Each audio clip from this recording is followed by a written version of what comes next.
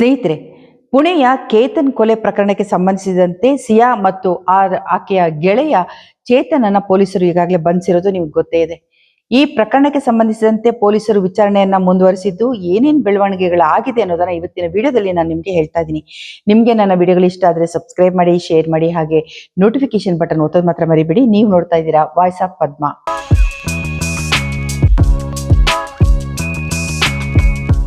ನಮಸ್ಕಾರ, ನಾನು ಪದ್ಮಾ ಶಿವಮೊಗ್ಗ. ಸ್ನೇಹಿತರೆ, ಪುಣೆಯಲ್ಲಿ ಇತ್ತೀಚೆಗೆ ನಡೆದಂತ ಒಂದು ಕೊಲೆ ಪ್ರಕರಣ ಇದು ಇಡೀ ದೇಶವನ್ನೇ ಬೆಚ್ಚಿ ಬೀಳಿಸಿತ್ತು.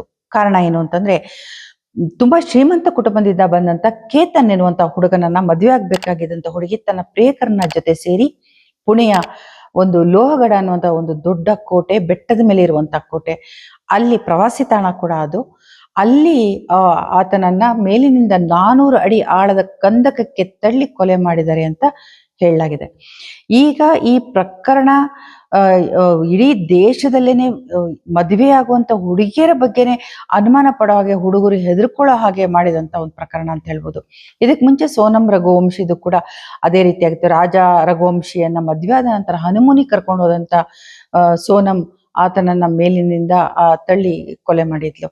ಇದಾದ ನಂತರ ಈಗ ಸೋನಂ ಬೇಲ್ ಮೇಲೆ ಹೊರಗೆ ಬಂದಿದ್ದಾರೆ, ಅಂದ್ರೆ ಜಾಮೀನು ಪಡೆದು ಹೊರಗಡೆ ಬಂದಿದ್ದಾರೆ ಹಲವು ತಿಂಗಳ ನಂತರ.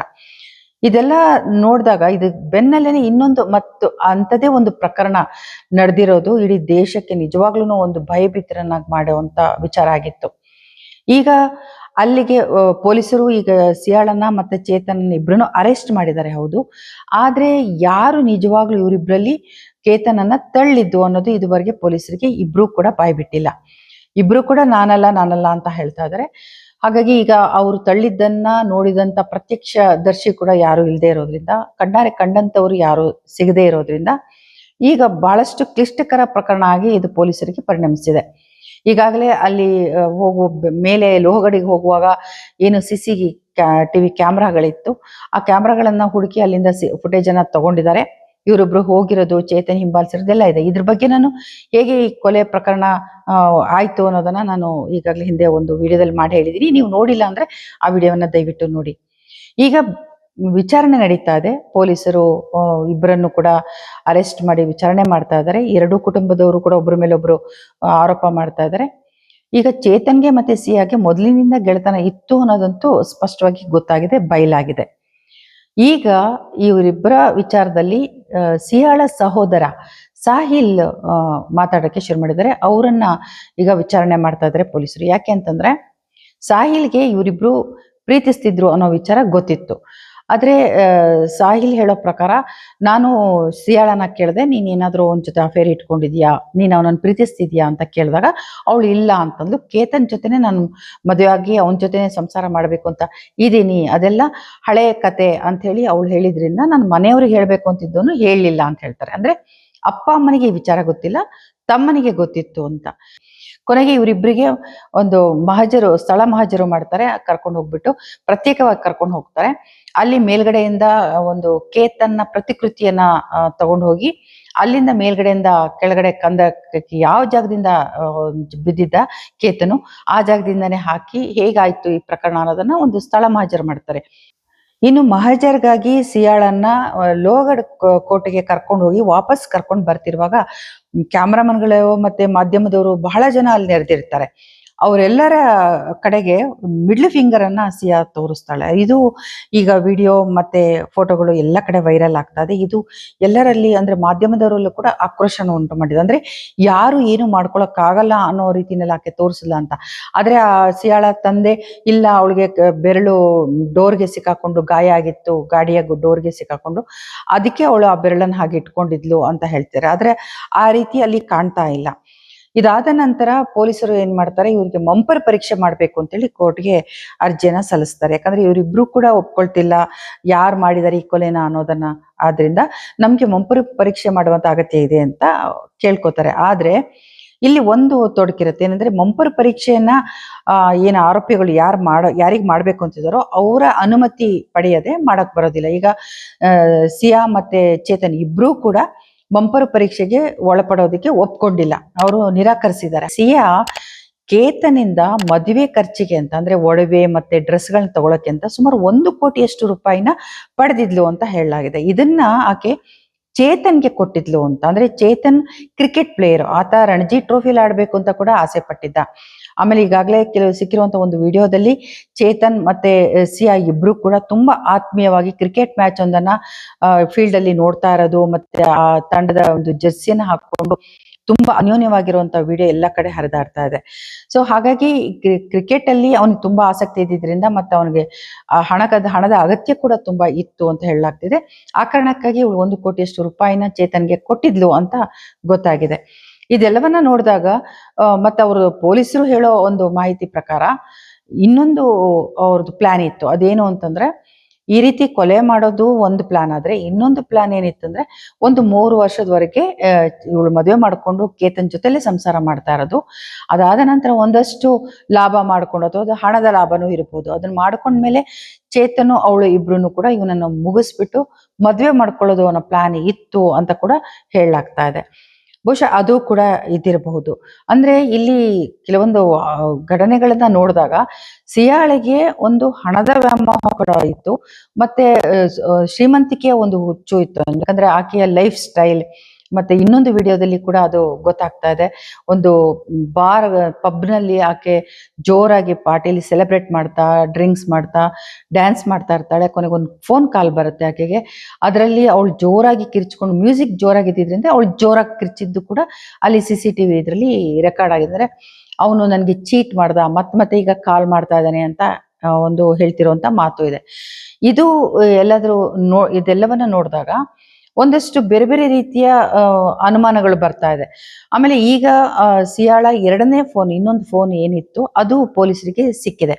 ಅದನ್ನ ಇವ್ರೀಗ ಫುಲ್ ಡೇಟಾನೆಲ್ಲ ಚೆಕ್ ಮಾಡ್ತಾ ಇದಾರೆ. ಅದ್ರಲ್ಲಿ ಸಿಕ್ಕಂತ ಒಂದೆರಡು ಮೆಸೇಜ್ಗಳೇನಂದ್ರೆ, ಅವಳು ಒಬ್ಬಳು ಗೆಳತಿಗೆ ಒಂದು ಮೆಸೇಜ್ ಮಾಡಿದಾಳೆ. ಆ ಮೆಸೇಜ್ ಅಲ್ಲಿ ಮದುವೆಗೆ ಇನ್ವೈಟ್ ಮಾಡೋದಕ್ಕೆ ಅವಳನ್ನ ಟಿಕೆಟ್ ಬುಕ್ ಮಾಡಬೇಕು, ನಿನ್ನ ಆಧಾರ್ ಕಾರ್ಡ್ ಕಳಿಸು ಅಂತ ಕೇಳಿದಾಳೆ. ಏನೇ ಇರ್ಲಿ, ಈ ಮದ್ವೆ ನಡೆಯಲ್ಲ, ಇರ್ಲಿ ನಿನ್ನ ಆಧಾರ್ ಕಾರ್ಡ್ ಕಳಿಸು ಅಂತೇಳಿ ಒಂದು ಮೆಸೇಜ್ ಅನ್ನ ಈಕೆ ಮಾಡಿದಾಳೆ. ಅಂದ್ರೆ ಇದು ಕೂಡ ಅಂದ್ರೆ ಇವ್ರು ಮೊದ್ಲೇ ಪ್ಲಾನ್ ಮಾಡ್ಕೊಂಡಿದ್ರು, ಅವನನ್ನ ಯಾವ ಕಾರಣಕ್ಕೂ ಕೂಡ ಉಳಿಸಬಾರ್ದು ಅಥವಾ ಮುಗಿಸ್ಲೇಬೇಕು ಅಂತ ನಿರ್ಧಾರ ಮಾಡಿದ್ರ. ಅಂದ್ರೆ 1 ಕೋಟಿ ರೂಪಾಯಿ ತಗೊಂಡ್ಮೇಲೆ ಬಹುಶಃ ಇವ್ರ ಪ್ಲಾನ್ ಏನಾದ್ರು ಬದಲಾಯ್ತಾ ಅಂದ್ರೆ, ಈಗ ಅವನೇನಾದ್ರೂ ಕೇತನ್ ಮತ್ತೆ ಆ 1 ಕೋಟಿನ ಕೇಳಿದ್ರೆ ಎಲ್ಲಿಂದ ತಂದು ಕೊಡೋದು ಅನ್ನೋ ಅನುಮಾನ ಶುರುವಾಯ್ತಾ ಅನ್ನೋದು ಒಂದ್ ಪ್ರಶ್ನೆ. ಆದ್ರೆ ಇನ್ನೊಂದು ಪ್ರಶ್ನೆ, ಚೇತನ್ಗೆ ಇವಳು ಯಾವುದೇ ಕಾರಣಕ್ಕೂ ಕೇತನನ್ನ ಮದ್ವೆ ಆಗೋದು ಇಷ್ಟ ಇರ್ಲಿಲ್ವಾ ಅಂತ ಇದು ಕೂಡ ಬರುತ್ತೆ. ಯಾಕಂದ್ರೆ ಅವರಿಬ್ರು ಮಧ್ಯೆ ಪದೇ ಪದೇ ಜಗಳ ಆಗ್ತಿತ್ತು ಅಂತ ಕೂಡ ಹೇಳಲಾಗ್ತಿದೆ. ಮತ್ತೆ ಈ ಮೊಬೈಲ್ ನಲ್ಲೇನೆ ಚೇತನ್ ಮತ್ತೆ ಸಿಯಾ ಮಾತಾಡಿರುವಂತ ಚಾಟ್ ಮಾಡಿರುವಂತದ್ದು ತುಂಬಾ ಸಿಕ್ಕಿದೆ. ಆದ್ರೆ ಅವರಿಬ್ರು ಕೂಡ ಕೋಡ್ ವರ್ಡ್ಗಳನ್ನ ಯೂಸ್ ಮಾಡಿ ಮಾತಾಡಿದ್ದಾರೆ.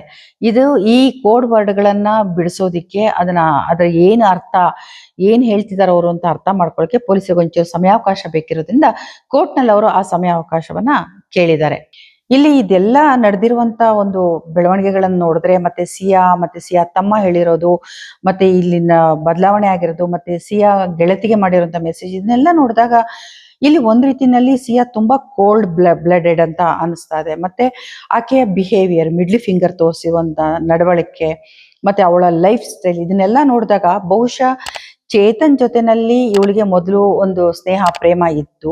ಕೊನೆಗೆ ಇವ್ರ ಮಧ್ಯೆ ನಡೆದಂತ ಜಗಳದಿಂದ ಒಂದು ಸಣ್ಣ ಬ್ರೇಕಪ್ ಆಗಿರ್ಬೋದು. ಚೇತನ್ ತನಗೆ ಸೂಟ್ ಅಲ್ಲ ಅಂತ ಅವಳಿಗೆ ಅನ್ಸಿರ್ಬೋದು. ಅದಾದ್ಮೇಲೆ ಆಕೆ ಮನೆಯವ್ರು ನೋಡಿದಂತ ಕೇತನ್ ಜೊತೆನಲ್ಲಿ ನಿಶ್ಚಿತಾರ್ಥ ಆದಾಗ ಕೇತನ್ನೇ ಬೆಸ್ಟ್ ಅಂತ ಅನ್ಸಿರ್ಬೋದು ಚೇತನ್ಗಿಂತ. ಯಾಕಂದ್ರೆ ಚೇತನ್ಗಿಂತ ತುಂಬಾ ದೊಡ್ಡ ಶ್ರೀಮಂತ, ಕೋಟ್ಯಾಂತರ ರೂಪಾಯಿ ಆಸ್ತಿ ಇತ್ತು, ನೀರಿನಂತೆ ಹಣವನ್ನ ಖರ್ಚು ಮಾಡಕ್ಕೆ ಸಿದ್ಧ ಇದ್ದ.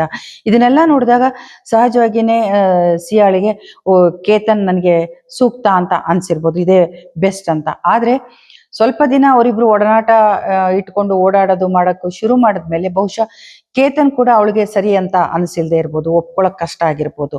ಕೊನೆಗೆ ಇವನ್ಗಿಂತ ಚೇತನೇ ಇರ್ಲಿ ನನಗೆ ಅಂತ ಕೂಡ ಅವಳ ಮನಸ್ಸು ಬದಲಾಗಿರ್ಬೋದು. ಈ ರೀತಿ ಇದೆಲ್ಲ ನೋಡಿದಾಗ ಸಿಯಾ ಬಹಳ ಚಂಚಲ ಮನಸ್ಸಿನ ಹುಡುಗಿ ಅನ್ನೋದು ಸ್ಪಷ್ಟ. ಮತ್ತೆ ಈ ರೀತಿಯ ಒಂದು ನಡವಳಿಕೆ, ಬಿಹೇವಿಯರ್ ಇದೆಲ್ಲ ಅದನ್ನ ನಾವು ಇವಾಗಿನ ಜನರೇಷನ್ ಹುಡುಗಿಯರಲ್ಲಿ, ತುಂಬಾ ಜನ ಹುಡುಗಿಯರಲ್ಲಿ ನಾವು ಇದನ್ನ ಗಮನಿಸಬಹುದು.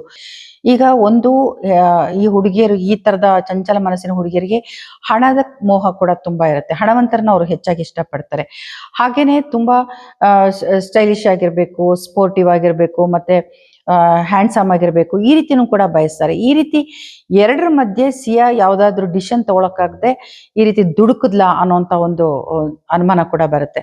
ಇನ್ನೊಂದ್ ಕಡೆ ಸಿಯಾಳಿಗೆ ಒಂದು ಮದ್ವೆ ಆಗಿ ಒಂದ್ 3 ವರ್ಷ ದುಡ್ಡು ಮಾಡ್ಕೊಳ್ಳೋಣ ಅನ್ನೋ ಪ್ಲಾನ್ ಇದ್ರೂ ಕೂಡ ಚೇತನ್ಗೆ ಇವಳು ಕೇತನನ್ನ ಮದ್ವೆ ಆಗೋದು ಇಷ್ಟ ಇರ್ಲಿಲ್ವಾ ಅಂತ. ಆ ಚೇತನ್ ದೃಷ್ಟಿಯಿಂದ ನೋಡಿದಾಗ್ಲೂ ಕೂಡ ಇಲ್ಲಿ ಅವನ್ ಡಿಸಿಷನ್ ಬೇರೆ ಇತ್ತೇನೋ. ಸೊ ಇಬ್ರು ಮಾತಾಡಿದಾಗ ಅಥವಾ ಚೇತನ್ ಇವಳ ಮೇಲೆ ಇನ್ಫ್ಲೂಯೆನ್ಸ್ ಮಾಡಿರೋ ಸಾಧ್ಯತೆಗಳು ಕೂಡ ಸ್ಪಷ್ಟವಾಗಿ ಇಲ್ಲಿ ಅನುಮಾನಗಳು ಮೂಡ್ತಾ ಇದೆ. ಇಷ್ಟೆಲ್ಲದ್ರೂ ಮಧ್ಯೆ ಕೂಡ ಇನ್ನೊಂದು ದೊಡ್ಡ ದುರಂತ ನಡೆದಿದೆ. ಏನು ಅಂದ್ರೆ ಕೇತನ್ ಕುಟುಂಬಕ್ಕೆ ದೊಡ್ಡ ನಷ್ಟ ಅದು. ಕೇತನ್ ತಾತ 71 ವರ್ಷದ ತಾತ ದೇವಿ ಚಂದ್ ಅವರು ಹಾರ್ಟ್ ಅಟ್ಯಾಕ್ ಇಂದ ಮೃತಪಟ್ಟಿದ್ದಾರೆ.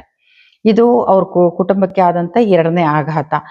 ಈಗ ಕೇತನ್ ಕೊಲೆ ಆರೋಪಿಗಳಿಗೆ ಶಿಕ್ಷೆ ಆಗ್ಬೇಕು ಅಂತೇಳಿ ಮತ್ತೆ ಕೇತನ್ಗೆ ಶ್ರದ್ಧಾಂಜಲಿ ಸಲ್ಲಿಸ್ಬೇಕು ಅಂತ ಕ್ಯಾಂಡಲ್ ಲೈಟ್ ಮಾರ್ಚ್ ಅನ್ನ ಮಾಡ್ಲಾಗಿರುತ್ತೆ ಪುಣೆನಲ್ಲಿ. ಆಗ ಕೂಡ ತಾತ ಅದರಲ್ಲಿ ಭಾಗವಹಿಸಿರ್ತಾರೆ. ಮತ್ತೆ CM-ಗೆ ಕೂಡ ಮನವಿಯನ್ನ ಸಲ್ಲಿಸಿರ್ತಾರೆ, ಆರೋಪಿನ ನೀವು ಶಿಕ್ಷೆ ಕೊಡ್ಲೇಬೇಕು ಆರೋಪಿಗೆ ಅಂತೇಳಿ. ಅದಾದ ಮಾರನೇ ದಿನ ಅವರು ಹಾರ್ಟ್ ಅಟ್ಯಾಕ್ ಇಂದ ಮೃತಪಟ್ಟಿರ್ತಾರೆ. ಅಂದ್ರೆ ಮೊಮ್ಮಗನ ಸಾವು ಅವರಿಗೆ ತುಂಬಾ ದೊಡ್ಡ ಆಘಾತವನ್ನ ಕೊಟ್ಟಿರುತ್ತೆ. ಒಬ್ರು ಮಾಡುವಂತ ತಪ್ಪಿನಿಂದ ಎಷ್ಟು 2 ಕುಟುಂಬಗಳು ಈಗ ಕಷ್ಟಪಡ್ತಾ ಇದೆ.